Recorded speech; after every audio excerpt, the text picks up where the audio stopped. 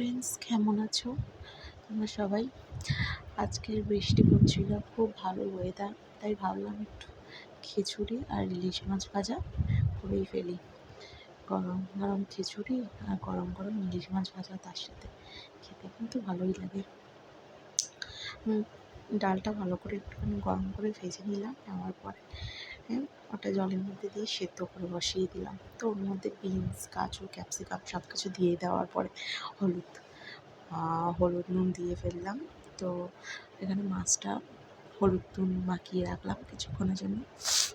Beans গাজরগুলো সব দেওয়া হয়ে গেছে। তো একটু ফোটার অপেক্ষায়, ডালটা যখনই ফুটে যাবে, একটু সেদ্ধ হয়ে যাবে, তো দেখার পরে আমি কী করলাম, চালটা দিয়ে দিলাম ওর মধ্যে।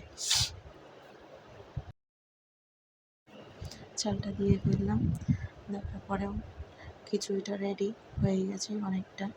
তো সম্বাদ দিতে হবে, তো তখন শুকনো লঙ্কাটা আর আদা, সাদা জিরে দিয়ে দিলাম ফোড়ন, আদাটা দিয়ে দিলাম। দেওয়ার পরে টমেটোটা দিয়ে মশলাটা একটু ভালো করে নিলাম। হলুদ, জিরের গুঁড়ো দিয়ে নুন দিয়ে একটু কষিয়ে নিলাম। জল দিয়ে ওটা আমি খিচুড়ির মধ্যে ঢেলে দিলাম।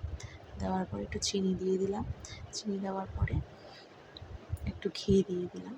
তো খিচুড়িটা পুরোপুরি রেডি হয়ে গেল। তো ইলিশ মাছটা আবার ভেজে নেব।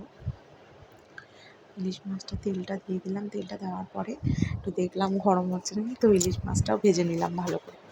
ভেজে নেওয়ার পরে গরম গরম ইলিশ মাছ ভাজা আর খিচুড়ি খেতে তো হেব্বি লাগে। রাতের ডিনারটা খিচুড়ি আর ইলিশ মাছ ভাজা।